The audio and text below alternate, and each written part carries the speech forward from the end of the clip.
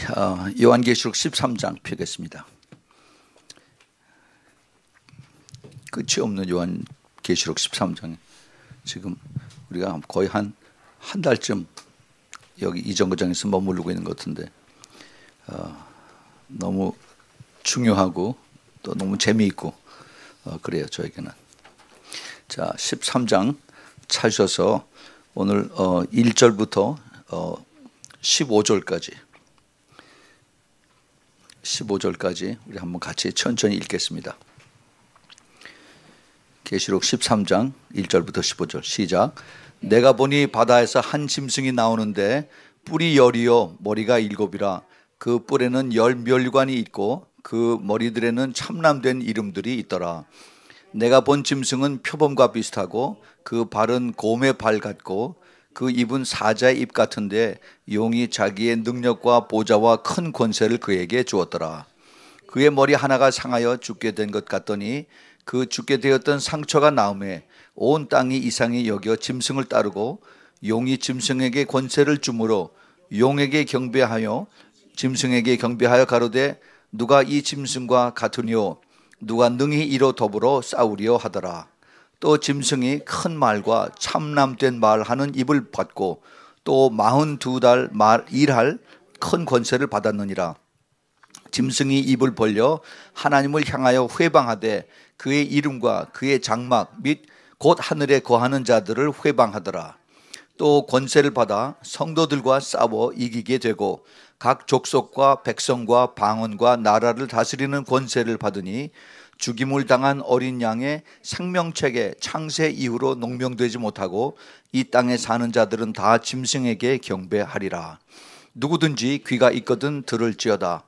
사로잡을 자는 사로잡힐 것이요 칼에 죽이는 자는 자기도 마땅히 칼에 죽이리니 성도들의 인내와 믿음이 여기 있느니라.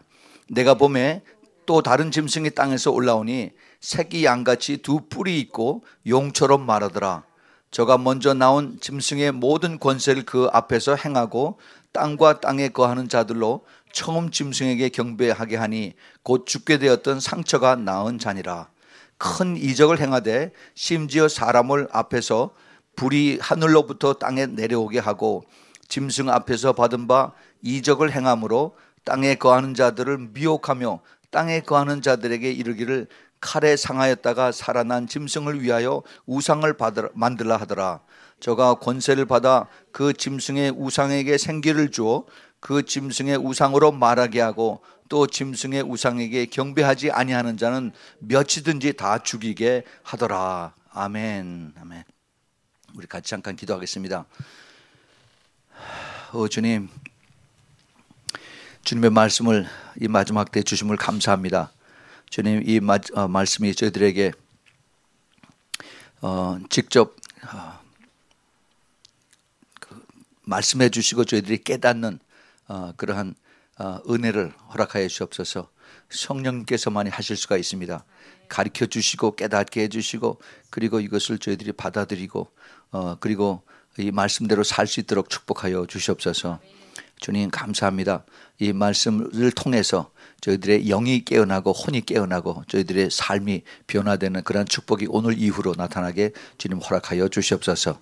주님 감사함으로 예수 그리스도의 이름으로 간절히 기도합니다. 아멘. 아멘. 요한계시록을 13장을 저희들이 지금 오랫동안 공부를 하고 있습니다.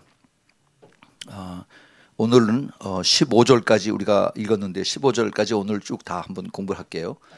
그리고 이제 나머지 이제 16절서부터 18절은 요 다음 주일에 우리가 거겠습니다. 그 짐승의 표 나온 것에 대해서 오늘은 그동안 우리가 쭉 그 짐승에 대해서 짐승일 다니엘서와 그다음에 요한계시록에서 짐승을 자꾸 이렇게 보여주시면서 그러면서 짐승이 누군가, 짐승이 무엇을 표하는가 하는 것에 대해서 우리가 쭉 찾아보았어요. 결국 그 짐승이 마지막 때에 그게 적그리스도 나오는 것이다 하는 것을 우리가 지금 계속 좁혀가고 있습니다. 이 적그리스도에 대한 이 그 포커스가 여기저기 이렇게 숨겨져 있어요. 근데 이 숨겨져 있는 적그리스도의 모습이 오늘 요한계시록 13장에 제일 아주 자세하게 그리고 확실하게 나타나는 것을 볼 수가 있습니다. 그 밖에도 물론 계시록 13장 밖에도 그 외에도 적그리스도의 모습이 나오고 있습니다. 예를 들면은 다니엘서 7장 8절에 작은 뿔이라고 하는 그 모습으로 적그리스도가 나타나고요. 또 그다음에 다니엘서 8장 23절에 그 얼굴은 뻔뻔하며 속임수에 능하다라고 이렇게 그 적그리스도의 모습을 표현하고 있고, 그다음에 다니엘서 9장 20절에는 장차 올 왕이라고 이렇게 표현하고 있습니다. 또 그다음에 다니엘서 9장 27절에 보면은 앞으로 황폐케 하는 자, 망하게 하는 자다, 그런 뜻이죠. 황폐케 하는 자다 이렇게 표현했습니다. 그리고 다니엘서 11장 36절에는 작정된 일을 반드시 이루는 그러한 왕이다라고 이렇게 그 적그리스도의 모습을 표현하고 있습니다.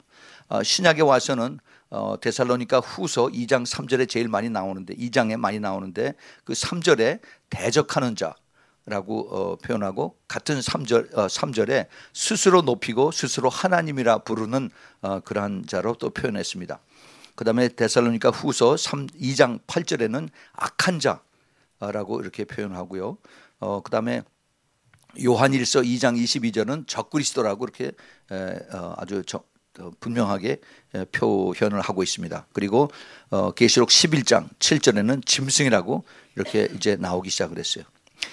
이 적그리스도의 이 모습, 적그리스도의 이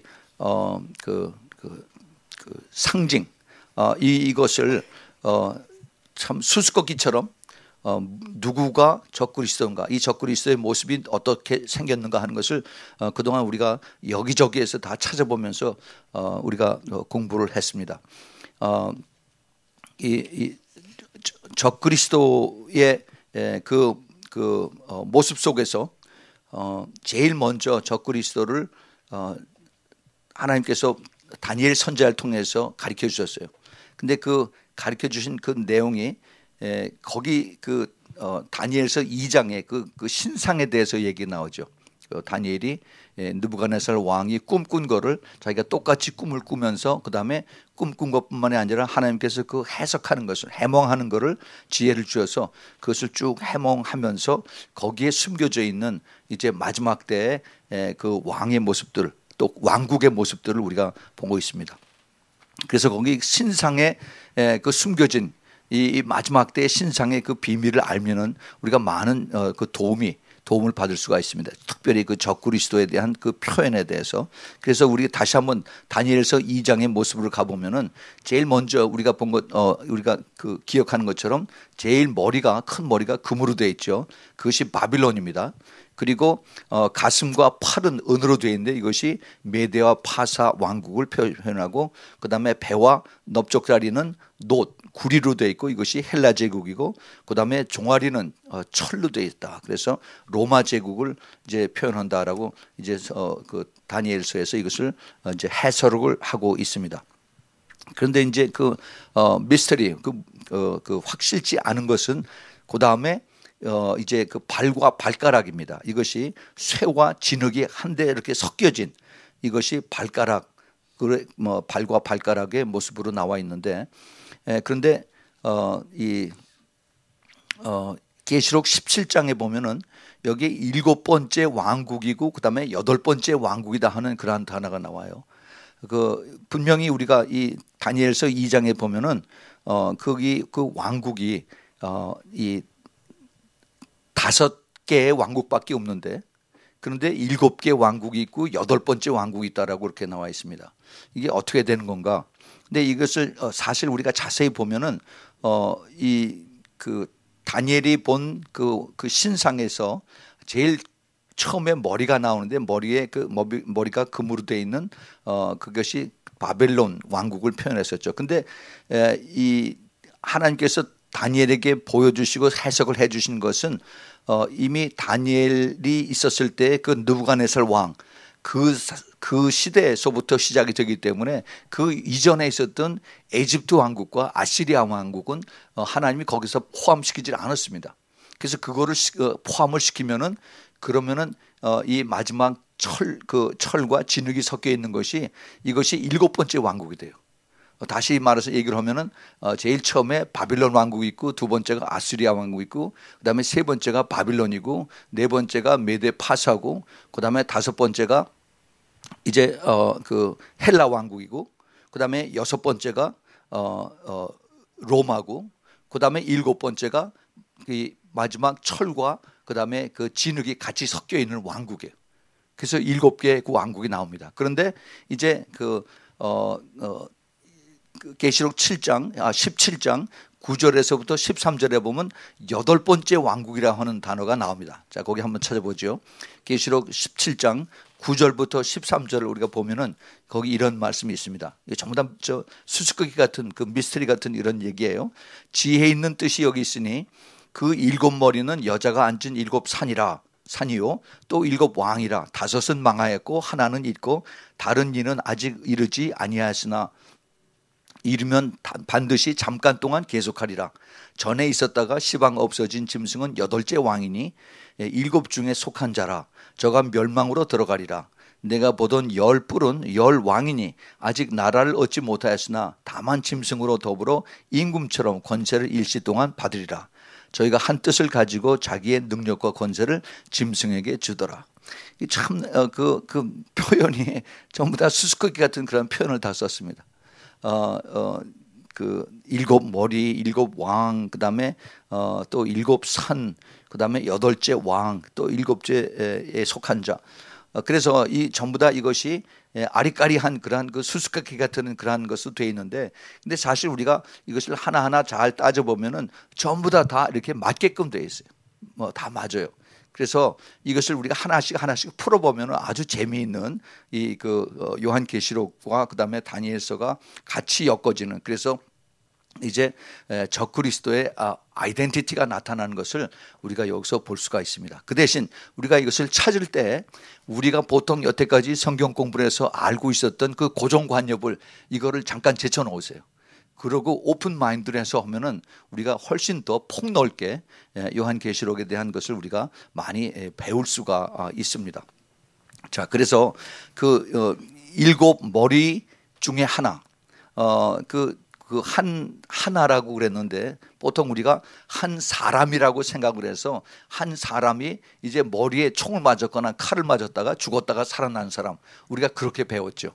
그렇게 들었습니다. 그것이 바로 적그리스도다. 죽었다가 살아난 적그리스도.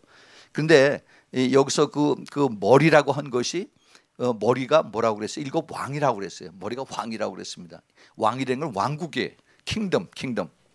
그래서 one of seven head, 그러면 일곱 왕국 중에 한 왕국이라고 하는 뜻이에요. 그러면은 이게 한 사람이 아니라 전체 큰 픽처가, 스토리가 완전히 달라지는 겁니다. 그래서 우리가 이거를 잘 알아야 돼요. 그래서 이제 그 일곱 왕국 중에 하나가 상해서 죽었다 그랬습니다. 이 일곱 왕국 우리가 아까 배웠죠. 일곱 왕국이. 근데 그게 전부 다 옛 바빌론 왕국이 다 처해 있는 그러한 지역에 있는 나라들이에요. 그래서 그 네 왕국 중에 세 왕국은 옛 바빌론 왕국이 지배했던 그러한 바빌론과 메데 파사, 그다음에 그 헬라 제국이 차지했던 그 영토, 이것이 다 그 지역적으로 그런 곳인데, 그런데 바빌론이 제일 처음에 시작을 했는데 나중에 바빌론이 없어졌어요. 그럼 아주 멸망한 것이냐? 사실은 그렇지는 않습니다. 바빌론이 아주 멸망한 것이 아니라 다른 아랍 국가에 의해서 완전히 합쳐져 버린 거죠. 그래서 바빌론이 죽은 것이 아니라 나중에 다시 이제 살아나는 겁니다. 거기에 이게 숨겨진 키가 여기 있어요. 그래서 이러한 왕국들의 대부분이 이 이슬람 제국들에 의해서 다시 굴복이 되는 그러한 것을 볼 수가 있습니다. 특별히 아까 우리가 읽었던 계시록 17장 9절부터 13절에 우리의 그 알고 있는 고정관념들의 말씀들이 여기 많이 들어가 있어요. 예를 들면은 그 일곱 머리가 여자가 앉은 일곱 산이라 그랬어요. 그 일곱 산이라고 하는 것을 많은 성경학자들이 이게 로마라고 얘기를 합니다. 그 로마의 그 닉네임이 the city of seven hills예요. 일곱 언덕에 있는 그러한 도시라고 그래서 그것을 로마라고 그럽니다. 그래서 그 일곱 산, 일곱 힐이면 이건 바로 로마고, 그럼 로마에 있는 그 여자는 누구냐? 바로 바티칸, 교황이다 해서 그래서 이게 전부 다 여태까지 그냥 쭉 로마하고 그다음에 그 캐톨릭 이것이 적그리스의 상등처럼 거의 뭐 한 몇백 년을 그렇게 쭉 내려왔습니다. 예. 그런데 그거를 통해서 하다 보니까 우리의 그 생각이 완전히 거기에 굳어진 거 있죠. 거기서 벗어나면은 그럼 이게 자꾸 헛갈리는 거예요. 이제 그러다 보니까 이제 그 신상의 그 두 다리가 이제 동로마하고 서로마로 이제 갈라진다라고 해서 우리가 그걸 배웠습니다. 그래서 이 동로마가 어떻게 되고 서로마가 어떻게 되고 그다음에 이제 그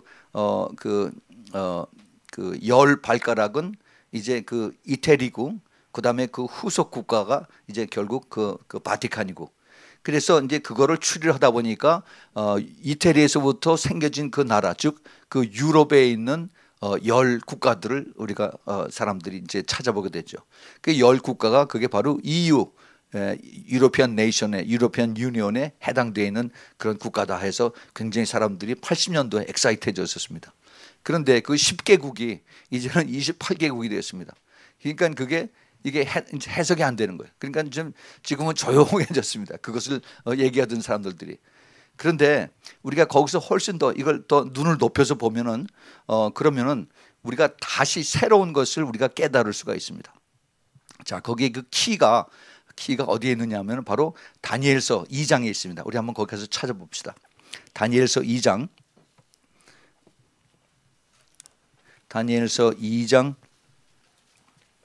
43절에서부터 45절까지입니다.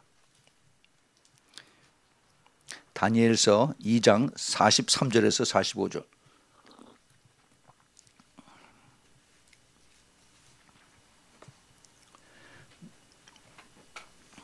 자, 보죠. 43절. 왕께서 철과 진흙이 섞인 것을 보셨은즉 그들이 다른 인종과 서로 섞일 것이나 피차에 합하지 아니함이 철과 진흙이 합하지 아니함과 같으리이다. 이 열왕의 때에 하늘의 하나님이 한 나라를 세우시리니 이것은 영원히 망하지도 아니할 것이요 그 국권이 다른 백성에게로 돌아갈지도 아니할 것이요 도리어 이 모든 나라를 쳐서 멸하고 영원히 설 것이니라. 왕이 사람의 손으로 아니하고 산에서 뜨인 돌이 철과 놋과 진흙과 은과 금을 부서뜨린 것을 보신 것은 크신 하나님이 장래의 일을 함께 알게 하신 것이라. 왕께 알게 하신 것이라. 이 꿈이 참되고 이 해석이 확실하니이다. 자, 여기 그 숨겨져 있는 클루가 하나 있습니다. 우리는 지금 그 포커스가 다리 그 발하고 발가락 열 발가락에 지금 포커스가 맞춰져 있어요. 그리고 이 발하고 발가락이 철하고 진흙으로 같이 이제 이렇게 섞여져 있는 그것이 뭔가 하고 그것을 지금 찾으려고 그럽니다. 왜냐하면 그게 마지막 때의 그 국가들이기 때문에. 그래서 그 10개를 찾으려고 이제 이후에 10개국에서 이제 그다음에 해석이 안 나오는 거죠. 그래서 지금 나머지 이 10개를 전 세계의 그 세계를 10개의 지역으로 나눠서 해서 그래서 이제 이 유엔을 나타내는 그런 것으로 또 해석하는 그런 것도 있습니다. 그런데 이것을 우리가 잘 보면은 지금 다니엘이 하나님으로부터 받은 그 지혜로 그 꿈을 해석을 하는데 그런데 그 발과 그 발과 그다음에 발가락에 대한 철과 진흙에 대한 것을 이 끝에 나타내지 않고 거기 뭐라고 했냐면 45절에 산에서 뜨인 돌이 철과 놋과 진흙과 은과 금을 부서뜨린다라고 했어요. 그거 이해하세요? 그러니까 제일 마지막에 산에서 뜨인 돌이 누굽니까? 예수 그리스도죠. 예? 예수 그리스도가 이 발하고 발가락을 쳐서 무너뜨리는 것이 아니라 신상 전체를 머리서부터 그다음에 가슴과 팔과 배와 그다음에 넓적다리와 그다음에 종아리하고 이걸 다 넓적뜨리는 겁니다. 그러니까 그 전체의 그 흐름이 다 같이 연결이 돼야 돼요. 그 전체의 흐름이 뭐예요? 이것이 바빌론이에요. 바빌론. 예. 그래서 이 바빌론의 흐름이 머리서부터 쭉 발톱까지 내려오는 것을 하나님이 치시겠다는 겁니다. 그것이 어디에서 나와요? 제일 처음에 제일 처음에 창세기 10장에서부터 나오잖아요. 예. 바벨탑을 하나님이 처음에 보고 계셨다가 그 다음에 흔드시는 거예요. 마지막 때 하나님 다시 그렇게 하세요. 그래서 하나님께서 이것을 우리가 더 쉽게 이걸 깨닫게 하려면은 성경의 이 모든 전체적인 그 픽처를 보려면은 성경에 있었던 그 역사적인 사건이 어디를 중심으로 했냐면은 이 그 지중해 근한, 지중해 연안에 있는 국가들, 이스라엘을 중심으로 해서 그 다음에 그 주위에 있는 나라들, 아시리아와 그 다음에 밑에 에집트, 그 다음에 이제 나중에 그 에돔과 그 다음에 그 암몬과 나중에 이제 신약에 와서 바울이 복음을 들고 이제 갈라디아, 지금 터키 쪽으로 해서 이제 그 다음에 헬라, 그 다음에 이태리까지 이렇게 가죠. 그 지역이 전부 다 지중해예요. 그 지역. 그래서 그 성경에서 그 당시에 나오는 그 세상이라고 하는 것을 보면은 사실 그 지중해 지역에 있는 국가들을 다 포함하는 것을 우리가 거기서 이걸 잘 그 어텐션을 해야 됩니다. 그래서 이 이슬람 국가들, 현재 이슬람 국가들이 바로 이제 그 짐승의 국가들로 대변하는 것을 여기서 우리가 놓치면 안 됩니다.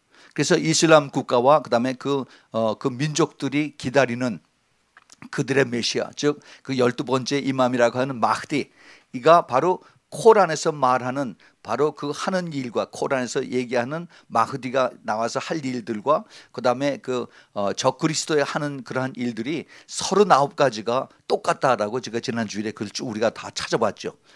이것이 바로 앞으로 이제 그 이슬람 국가에서 기다리는 사람과 그 다음에 성경에서 나타나는 그 적그리스도의 모습을 통해서 이제 공통점으로 나오는 겁니다. 그런데 이 적그리스도의 출현만이 이제 결국 이제 나머지 이것이 기다리고 있는 것인데, 그런데 그 적그리스도의 그 나타남으로 인해서 그 다음에 이루어지는 것은 적그리스도의 진노에, 적그리스도의 분노입니다. 이것이 계시록 6장에 나오죠. 근데 그것을 우리는 계시록 6장서부터 그다음에 이제 쭉 나가면서 계시록 8장에 이제 그 나팔 재앙의 이제 첫 번 시작이 되고 그다음에 또 7 나팔과 그다음에 7 대접 재앙으로, 그래서 우리는 순서적으로 그렇게 하는데, 근데 제가 지난번에 말씀을 드린 것 마찬가지로 요한계시록에 나오는 하나님의 진노, 여기에는 그 순서가 정해져 있지 않다라는 겁니다. 쉽게 얘기하면 그 우리가 그 생각하는 그 chronological order, 그러니까 그 시대적인 순서로 그렇게 돼 있지 않다는 거죠. 지금 사도 요한이 반모섬에서 환상으로 본 것은 하나님께서 쫙쫙쫙쫙 보여주신 것만, 그것만 쭉 다 기록을 한 건데, 그런데 실제로 일어난 것은 그거와 동시에 같이 일어날 수 있고, 아니면은 그 계시록 6장에 나오는 그 이제 적그리스도가 흰 말을 타고 나오는 그거는 그보다 훨씬 더 전에 일어날 수 있다 하는 것을 제가 지난주에 말씀을 드렸습니다. 그래서 그런 그 좀 오픈된 그러한 그 컨셉트를 우리가 이것을 보면은 그러면은 이제 적그리스도의 출현이 정확하게 이제 나타나고 난 다음서부터 3년 6개월을 하나님이 허락을 하시죠. 그 하나님이 그걸 허락을 하셔서 42개월 동안 내가 마음대로 이제 그 하나님이 욥에게 그 사탄을 통해서 했던 것 마찬가지 그런 그 방법에 사탄에게 권세를 허락을 하셔서, 그래서 이제 그 모든 사람들을, 믿지 않는 사람들을 이제 그 해하게 하는 심판을 하나님이 허락을 하셨습니다. 그런데 이제 그 적그리스도가 다니엘서 7장에서 아주 비슷하게 같이 나오는 모습을 볼 수가 있습니다. 적그리스도 그 다니엘서 7장 24절에서 그 10뿔은 이 나라에서 일어날 10왕이요 그 후에 또 하나가 일어나리니 그는 먼저 있던 자들과 다르고 또 새 왕을 복종시킬 것이다. 자, 이 10왕, 10뿔이 10왕인데, 근데 그 중에서 하나가 일어나서 그 중에 그 하나가 먼저 있던 새 왕국을 복종시킨다, 이렇게 얘기를 했습니다. 그것을 좀 더 현대 시대적으로 이걸 풀어보면은 10국가들이 모슬렘 국가를 중심으로 해서 이제 일어날 것인데, 그렇게 되면은 또한 이제 왕국이, 즉 그들 모슬렘으로부터 일어나서 나머지 세 왕국을 복종시켜서 이것이 앞으로 이제 자기네들의 더 큰 세력을 일어날 준비를 하는 겁니다. 그런데 이 세 왕국의 그 지오그래피컬한 그 로케이션이 지금 그 아이시스들이 이제 자리를 잡고 있는 거고 아주 비슷하게 가는 거죠.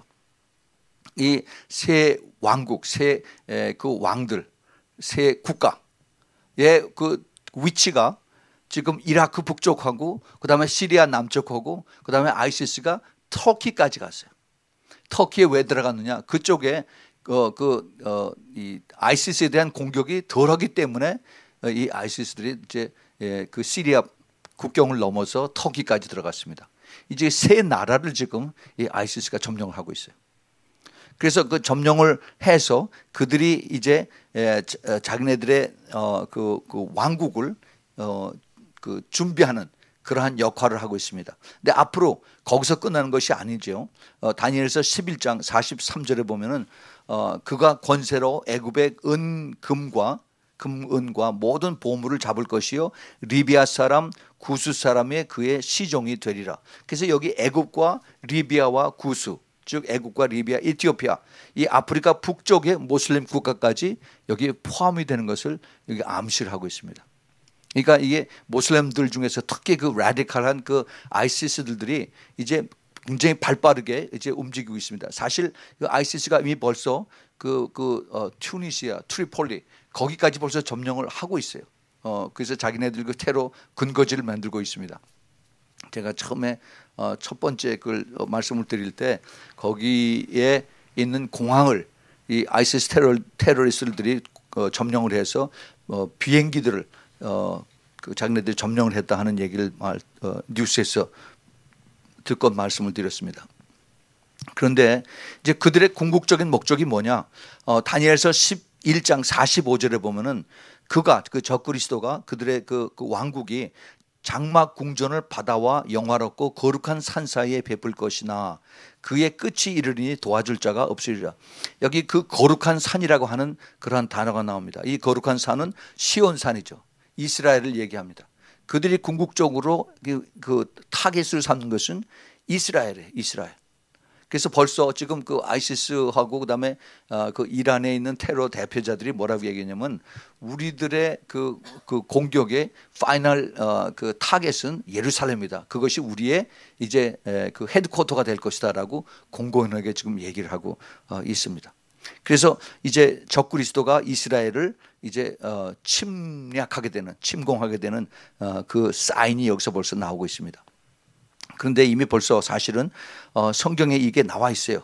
스가랴서 14장 2절에 적그리스도가 예루살렘을 침략하는 내용이 있습니다. 내가 열국을 모아서 예루살렘과 싸우게 하리니 성읍이 함락되며 가옥이 약탈되고 부녀가 욕을 보며 성읍 백성이 절반이나 사로잡혀 가려니와 남은 백성은 성읍에서 끊쳐지지 아니하리라. 그래서 이제 예루살렘과 이스라엘에 있는 유대인들이 이제 그 아랍 사람들에게 큰 곤욕을 치를 것을 이미 벌써 그 스가랴 선지자가 환상 중에 다 봤습니다. 많이 죽어요. 이제 유대인들이 이제 그들의 타겟인데 그 다니엘서에서 유대인들을 뭐라고 부르냐면 다니엘은 그 유대인들의 택한 사람들을 성도라고 부릅니다. 성도. 우리는 성도라고 하면 크리스찬이라고 생각을 하는데 구약에서 나오는 구약에서 선지자들이 얘기하는 그 성도하고 여기 지금 계시록에서 사도 요한이 보는 성도하고는 조금 좀 성격이 달라요. 그러니까 우리가 이것을 분별할 수 있어야 됩니다. 그래서 적그리스도가 이제 성도들과 싸워서 이길 것이라고 이제 그 다니엘서 7장 25절에 여기 그 보면은 나옵니다. 7장 25절에 다니엘서 7장하고 요한계시록 13장은 같이 가요. 그걸 우리가 한번 공부를 했었죠. 그래서 그가 장차 말로 지극히 높은 자를 대적하며 또 지극히 높은 자의 성도를 괴롭게 할 것이며. 자, 여기 지극히 높은 자의 성도면은 누구예요? 여기 이 성도는 그 유대인들의 하나님의 사람들입니다. 이스라엘 사람들을.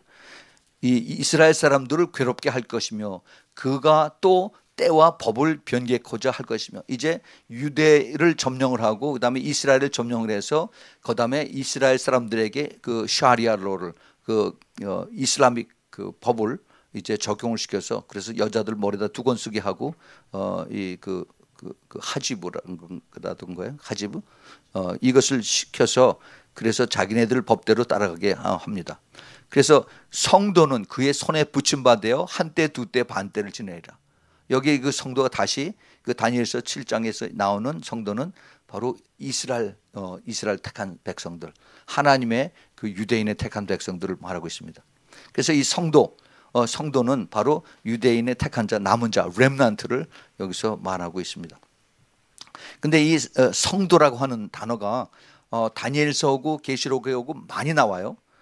다니엘서의 7장, 특별히 7장에 보면은 18절에 나오고 22절에 나오고 25절에 나옵니다. 똑같은 단어가 지극히 높은 자의 성도들이라고 나옵니다.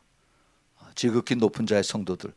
이것이 바로 그 이스라엘 유대인의 택한 자들이죠. 그런데 계시록에서는 그 7장 14절에 이렇게 나와 있어요. 7장 14절에 내가 가로되 내 주여 당신이 알리이다 하니 그가 나더러 이르되 이는 큰 환난에서 나오는 자들인데 어린 양의 피에 그 옷을 씻어 휴게 하였느니라. 이것이 바로 성도들이죠.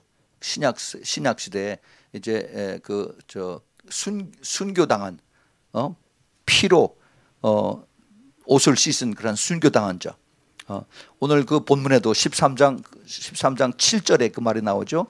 또 권세를 받아서 성도들과 싸워 이기게 되고 적그리스도가 여기 성도들과 크리스천들과 싸워서 이긴다라고 얘기를 합니다. 각 족속과 백성과 방언과 나라를 다스리는 권세. 그러니까 온 세상 사람들을 다 통치하는 그런 권세가 적그리스도에게 나중에 주어진다는 얘기죠. 그래서 이제 그 성도들의 그 구별을 우리가 할 수 있어야 됩니다. 자, 그다음에 이제 적그리스도는 그를 따르지 않는 자들을 목을 베일 것입니다. 그 계시록 20장 4절에 또 내가 보좌를 보니 거기 앉은 자들이 있어서 심판하는 권세를 받았더라. 또 내가 보니 예수의 증거에 하나님의 말씀으로 인하여 목베임을 받은 자들의 영혼들. 그래서 이제 목을 참수당하는 자들이 많이 있을 것을 이제 봅니다. 그것을 지금 우리가 이미 벌써 예고편을 보고 있어요. 그렇죠? 이제는 그것이 새로운 일이 아니게 지금 이미 벌써 그 인터넷에 유튜브에 이제 많이 올라가 있습니다. 적그리스도가 할 일의 모형을 지금 아이시스들이 이 테러리스트들이 지금 하고 있습니다. 그래서 이슬람들이 그들의 종교 즉 모슬림에 대해서 반대하는 자들을 목을 자르는 것을 아주 당연한 그 종교의 타당성으로 여기고 그리고 이것을 실행하고 있습니다. 실제로 자기네들의 그 코란에 그 수라 8장 12절 13절 그다음에 4장 89절 74장 4절 거기에 이제 그 목 자르는 것을 인정하는 그런 그 인피델 그 다른 종교에 대한 것을 탄압하는 것을 허락을 하고 있습니다. 그래서 이제 지금 우리가 여태까지 그 짐승에 대해서 추적을 해보면서 짐승이 결국 누구냐? 이제 적그리스도의 모양으로 나올 그 모습이 바로 그 짐승이다라고 우리가 찾았는데, 근데 그 짐승의 해야 하는 일들, 짐승의 할 일들을 지금 이 그 테러리스트인 이 아이시스들이 지금 벌써 이미 하고 있다 하는 겁니다. 그러니까 이것을 이렇게 연결시켜 보면은 이게 심히 우리 눈앞에서 가깝게 이루어지는 것을 우리가 본다로 생각을 할 수가 있습니다. 오늘 그 11장에서 여기 이제 그 중요한 것이 있는데 그 11절에 보면은 11장 11절에 내가 보매 또 다른 짐승이 땅에서 올라오니 새끼 양같이 두 뿔이 있고 용처럼 말하더라. 여기 수수께끼 그 구절이 또 하나 마지막으로 11절에 나옵니다. 다른 짐승이에요. 이 다른 짐승인데 이것은 1절에 나오는 그 짐승하고 또 다릅니다. 1절에 나오는 바다에서 나오는 한 짐승하고 그 다음에 여기서는 땅에서 나오는 또 다른 짐승이에요. 이 짐승이 둘입니다. 하나는 바다에서 나오고 또 하나는 땅에서 올라오는데, 그런데 이 땅에서 올라오는 짐승은 새끼 양같이 두 뿔이 있었어요. 이 새끼 양 어린 양입니다. 어린 양이면 누구예요? 예수 그리스도죠. 그런데 예수 그리스도처럼 같이 두 뿔이 있고 그다음에 그 대신 용처럼 말하더라 그랬습니다. 이게 누구예요? 예수 그리스도를 표방하는 가짜 예수예요. 가짜 예수. 더 쉽게 얘기하면은 거짓 선지자들입니다. false prophet, false teacher들. 그래서 이것이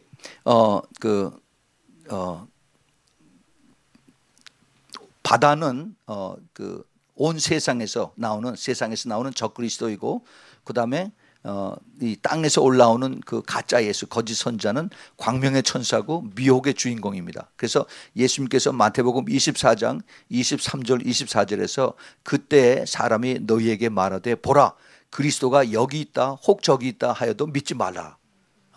거짓 그리스도들과 거짓 선지자들이 일어나서 큰 표적과 기사를 보여 할 수만 있으면 택하신 자들도 미혹해 하리라. 예수님께서 미리 아시고 가르쳐 주셨어요. 워닝을 주셨습니다. 예, 그때 이제 뭐 뉴스에서 그다음에 신문 TV에서 인터넷에서 이제 엄청난 그러한 뉴스들이 막 나갈 겁니다. 여기에 이제 기적을 이루는 이러한 그 메시아가 나타났다. 절대 거기에 속지 말고 집안에 틀어박혀 있으라고 했어요. 그가 내가 뭐 그리스도가 왔다 그래서 혹은 광야에서 혹은 골방에 때가도 그래도 이것을 믿지 말고 따라가지 말라라고 주님께서 이제 말씀하셨어요. 뭐라고 그러냐면 이것을 깨닫고 절대 나타나지 말고 숨어 있으라는 겁니다. 숨어서 이제 피할 자리를 구하라는 겁니다. 하나님께서 이제 마지막 때에 이루시는 이러한 일들을 우리가 보면서 그 요한계시록에서 있는 그러한 우리의 여태까지 알고 있었던 그 고정관념을 깨고 이제 우리가 이것을 폭넓게 보고 있으면은 그러면은 의외로 이 마지막 때 이루어지는 일들이 훨씬 더 가깝게 더 빠르게 우리 눈앞에서 이루어지는 것을 우리가 보게 됩니다. 그래서 이러한 것을 우리가 이제 깨닫고 그러면 우리가 어떻게 이것을 해야 될 것인가? 우리의 그 삶을 다시 되돌아봐야 되죠. 이것이 먼 훗날의 얘기가 아니라 언젠가 이제 로마가 다시 부활이 되고 그다음에 다시 이 캐톨릭이 또 권세를 잡아서 그래서 전 세계를 통치하는 뭐 이렇게 우리가 옛날에 배웠던 이것이 아니라 이제는 우리가 거의 매일 이제는 그 뉴스에서 보는 모슬렘들의 테러 이것들이 이제 다 마지막 때고 다 연결이 되어 있는 이것을 보고 있습니다. 그래서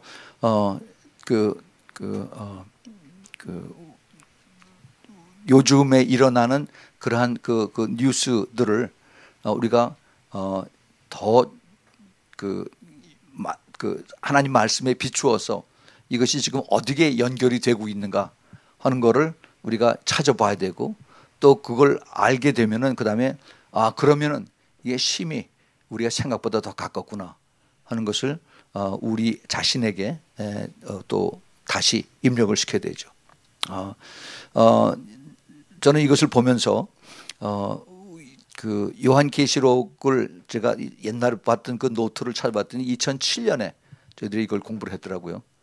근데 지금 벌써 뭐 7년이 지났잖아요. 그 14년이니까. 그러니까 많이 변했죠. 근데 더 빨리 변하는 것 같아요, 이제.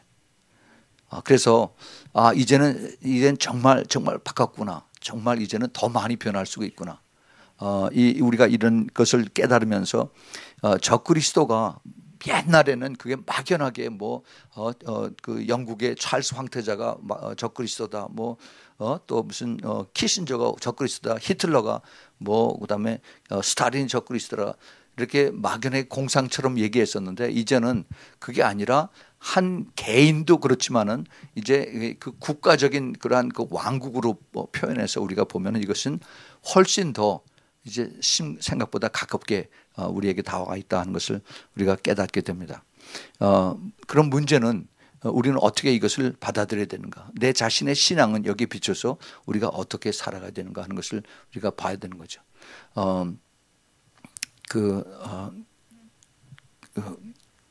이러한 것을 우리가 깨달을 때 우리의 내가 영적인 그 자세는 그냥 이것을 알고 그런가 보다 하고서 그냥 덮어놓고 지나가는 것이 아니라 그렇다면은 이제 내가 예수님을 볼 수 있는 그 예수님의 얼굴을 볼 수 있는 그 시간이 훨씬 더 가까워지는 건데, 그럼 내가 과연 어떻게 예수님을 내가 볼 것인가? 내가 예수님의 얼굴을 봤을 때 과연 내가 어떠한 모습으로 쓸 것인가 하는 것을 생각을 해봐야 되죠. 이거 굉장히 심각합니다. 오늘도 어느 분이 캐나다에서 전화가 왔어요. 근데 전화를 붙잡고 막 울어요. 목사님, 신앙생활이가 너무너무 힘들고 너무 외로워요. 집안에서도 얘기할 사람이 없습니다. 근데 이게 전부 다 그래요. 다 그래. 정말 제대로 내가 말씀대로 또 그다음에 정말 주님 기뻐하시는 뜻을 따라서 살아가길 원하면은, 그러면은 똑같은 방향을 가게 돼요. 똑같이. 만사 형통하고 할렐루야하고 맨날 잔치하고 하는 그런 소위 축복의 이러한 삶에 사는 그러한 크리스찬들의 가르침이 그것이 아니었다는 것을 우리가 다시 깨닫게 되는 거죠.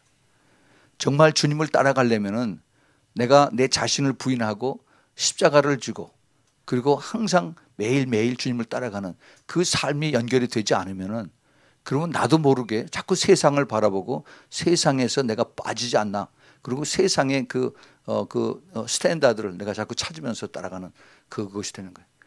그래서 제가 오늘 그분에도 그렇게 말씀을 드렸어요. 자매님, 너무 힘들어하지 마세요. 지금 힘들어하고 외로워하는 것이 이게 정상적인 코스를 가는 겁니다. 그러나 이것이 오래 가지는 않습니다. 소망 중에 기다리고 계세요. 그 믿음을 가지고 끝까지 따라가세요. 남편이 이것을 못 이해하고 자식들도 이해하지 못하고 그리고 참 핍박을 받고 하지만은, 그러나 주님께서 알고 계시고 우리 예수님께서 지금 보고 계시고 기뻐하십니다. 절대 사람들을 통해서 인정을 받고 사람들을 통해서 내가 그것을 그 위로를 받으려고 하지 생각하지 마세요. 하나님 말씀이 분명하고 그다음에 성령께서 주시 그것을 확진하면은 내 마음속에 평안이 있고 기쁨이 있습니다. 그것이 증거고 그리스도의 신부의 사인입니다. 그랬어요. 그리스도의 신부의 사인은 제가 지난번에 쭉 말씀을 드렸죠. 이 사인이 우리에게는 뭐예요? 이게 영적인 씨일이에요. 씨. 인을 친 겁니다. 인을 친 것. 그 인이 바로 마패예요. 마패. 제가 말씀을 드렸죠. 마패. 이 마패를 우리 몸속에 가지고 다니는 겁니다. 그러면 우리가 두려워할 게 없어요. 우리가 무서워할 게 없습니다. 우리가 영화에 가끔 보면은 무슨 FBI 하고서 할 때 여기에 캐주얼 옷들 입고 아니면 깡패처럼 하고 거지처럼 하고 다니다가 사건이 터지면 FBI 하고 나오는데 전부 다들 안에서 배지들을 다 꺼내죠. 근데 사실은 이 사람들이 그 거지처럼 하고 다니는 사람들이 전부 다 FBI 멤버들이에요. 우리 하나님께서 우리들을 보잘것 없이 참 힘들고 어렵게 바보처럼 그렇게 만들고서 살게 하지만은, 사실은 하나님께서 우리에게 그러한 씰, 남들이 뺏어갈 수 없고 이걸 위조할 수 없는 그러한 그 인을 쳐주신 거예요. 그것을 가지고 우리는 두려워하지 말고 담대하게 살아야 되는 겁니다. 왜냐하면 하나님의 영광을 볼 그 날이 우리가 점점 더 가까우기 때문입니다. 그래요. 우리는 소망이 있습니다. 우리는 절대 누가 뭐래도 우리는 좌절하고 우리는 주저앉을 수가 없어요. 우리는 이제 앞으로 향해서 이제는 우리는 달려가는 그것만 남았습니다. 사도 바울이 그 빌립보서 3장에서 내 과거는 다 이제는 배설물처럼 다 여기고 오직 앞을 향해서 내가 달려간다라고 했어요. 달려간다 했어요. 그것이 우리 그 신부들의 앞으로 가야 하는 그러한 길입니다. 우리가 요한계시록을 왜 공부합니까? 뭐 여러 가지 미스터리였던 이런 궁금한 거 이런 것들을 알라고 하는 것도 있지만은, 사실은 우리가 얼마나 가까운 그러한 세상에 우리가 살고 있는가, 이것을 우리가 더 확인을 해서 내 자신의 신앙을 스스로 채찍질하고 다시 준비케 하는 것이 우리들의 그 삶의 목적이죠. 저는 이걸 정말 감사해요. 우리 옛날에 배운 노트 가지고 다시 또 이거 쳐져서 그거 하는 것이 아니라, 우리가 기도하고 또 성령님께 구하고 하면은 이 정말 새로운 것을 주님께서 이렇게 막 물 붓듯이 부어주십니다. 그래서 그것을 우리가 깨닫고, 그리고 이제 새로운 소명과 또 새로운 희망을 가지고 그리고 따라가는 것입니다. 우리는 우리는 정말 그 이사야서 60장 그 여호와의 영광이 내 위에 임한다 하는 것이 바로 이때 우리에게 임하는 그것을 우리가 바라볼 수 있어야 됩니다. 예, 여태까지는 우리가 그냥 막연하게 여호와의 영광이 뭐 이렇게 쭉 이렇게 그 추상적인 것으로만 생각을 했었는데 이제는 그것이 심히 가까운 것으로 우리가 이제는 그걸 탄지블하게 손으로 만질 수 있는 그렇게 우리가 가까운 것을 우리가 느껴야 됩니다. 저는 굉장히 기대가 됩니다. 이제 2014년이 끝나고 2015년이 이제 되죠. 그거는 우리가 물론 인간들이 만들어낸 그런 칼렌더지만은 하나님의 타임라인에 보면은 이제 마지막 때에 가까울수록 하나님의 그 성령의 기름 부음이 훨씬 더 강해지고 그 다음에 이제 그 성령의 바람과 성령의 불과 이런 것이 더 크게 이루어져요. 근데 누구에게 이것이 이루어지냐? 마지막 때를 위해서 그동안 준비하고 기도하고 그 다음에 예비된 자라 그런 사람들에게 이것이 부어진다는 겁니다. 예. 누구에게든지 하는 것이 아니에요. 절대 아닙니다. 그 소수에 굽히지 않고 그 다음에 타협하지 않고 끝까지 좁은 길로 따라온 이 자들을 주님께서 알고 계시고 보고 계시다가 마지막 때에 여호와의 영광이 그들에게 임한다는 것입니다. 정말이에요. 그래서 이제 우리가 이런 것을 보면서 그러면은 이제는 얼마 남지 않았구나. 내가 새로운 소망을 가지고 또 인간들이 만들어 놓은 그러한 칼렌더이지만 2015년을 내가 소망 중에 또 기다리는구나 하고 우리가 이제 바라는 것입니다. 우리는 이제 새로운 그 비전을 가지고 이제 하나님께서 우리에게 인쳐 주신 그 성령의 그 마패를 우리가 가지고 또 새롭게 바라보는 것입니다. 주위에 있는 상황은 사탄은 우리를 아주 싫어서 그냥 너무 증오해서 잡아먹으려고 그렇게 막 우리의 주위의 상황들을 어렵게 만들고 그러죠. 그러나 절대 우리가 거기에 그런데 흔들려서는 안 됩니다. 우리는 이미 그것을 다 이겼어요. 왜냐하면 예수님께서 이기셨기 때문에. 예, 그 이기셨다 하는 것을 우리는 그것을 확실하게 내가 믿음으로 모든 것을 선포하고 내가 그 다음에 순종하고 따라가면은 나머지는 주님께서 하세요. 주님께서 하십니다. 우리의 삶의 목표가 그러한 믿음을 가지고 따라가는 것입니다. 우리는 희망이 있습니다.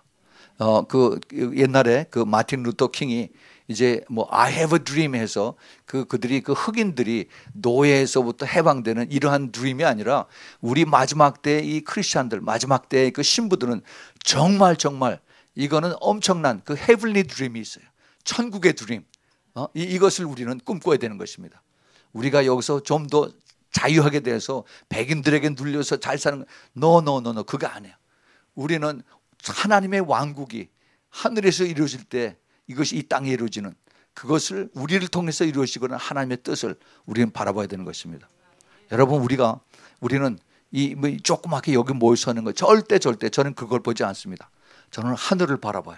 하나님의 말씀을 약속의 말씀을 바라보고 성령으로 함께 하시면 능치 못할 일이 없는 것을 우리가 바라봅니다. 우리는 소망이 있어요. 우리는 새로운 하나님의 영광을 바라봅니다. 우리는 이제 요한계시록을 계속 공부하면서 이제 다음 주일에는 이제 그 짐승의 표 이것을 1시간 동안 제가 자세하게 아주 풀어드리겠습니다. 왜 이것이 지금 아직도 말이 많죠. 오바마 케어 어쩌고저쩌고 해서 한참 떠들썩했다가 지금 조용하고 있습니다. 이것이 과연 어디로 가는 것인가? 이게 정말 미국에만 해당되는 것인가? 한국에만 해당되는 것인가? 우리가 이것을 자세히 살펴보면서 하나님의 뜻이 무엇인가 하는 것을 여기서 찾고 우리가 확신을 가지고 조금 더 흔들리지 않고 참 믿음이 있다고 하는 사람들이 소문 하나에 전부 다 비행기 타고 다 도망가려고 하는 그런 시대에 지금 살고 있어요. 이게 so fool. 어리석은 사람들. 그게 자기네들은 똑똑해서 빨리 일찌감치 비행기표 사가지고 간다고 그러는데 그거 아닙니다. 그거 아니에요. 예수님을 손을 누가 더 꽉 붙잡고 있느냐. 이게 정말 똑똑한 사람이고 확실한 사람이고 이기는 자입니다. 우리 같이 기도하겠습니다. 주님 너무너무 감사합니다. 주님 이 혼잡하고 어지럽고 참 믿음이 없는 이 세상 속에서 우리 적은 무리들이 예수님의 손 붙잡고 끝까지 갈 수 있도록 주님께서 붙들어 주시니 감사합니다. 주님 우리가 하나님 말씀을 통해서 특별히 요한계시록 13장을 통해서 우리가 새로운 것을 우리가 바라보게 되고 또 이제 매일 우리가 뉴스에 보는 그 이슬람, 그 모슬렘들이 바로 여기에 숨겨져 있는 엄청난 무서운 그 짐승으로 나타나는 것을 저희들이 이제 새롭게 배웁니다. 주님 더 깨달음을 주시고 더 이것을 깊이 알 수 있는 그러한 하나님의 주시는 지혜와 지식을 허락하여 주시옵소서. 그래서 저희들 이곳에 멈추지 아니하고 더 계속해서 우리들이 또 배우고 깨닫고 또 그리고 더 주님 앞에 기도하면서 이제 마지막 때 어떠한 곤란과 어떠한 힘든 일이 온다 하지라도 우리 마음속에 우리 심령 속에 인쳐진 그 마패의 인을 우리가 붙들고 담대하게 또 그리고 강하게 끝까지 달려갈 수 있는 그러한 믿음으로 허락하여 주시옵소서. 주님 감사합니다. 오늘 이 자리에서 주님께서 함께해 주심을 다시 한번 감사를 드립니다. 이제 이 요한계시록이 우리들에게는 무서움이 아니라 새로운 소망으로 그리고 새로운 기쁨으로 우리가 기다릴 수 있게 도와주시고 그리고 이제 그 깊은 것을 깨달을 때마다 역시 하나님의 그 계시였고 하나님의 은혜였고 또 하나님의 사랑이 그 뒤에 숨겨져 있구나 하는 것을 깨닫고 더욱더 주님을 찬양할 수 있도록 주님 저희들의 믿음을 더 한층 높여 주시옵소서. 주님 감사합니다. 더욱 주님을 사랑합니다. 예수 그리스도 이름으로 간절히 축복하고 기도합니다. 아멘. 아멘.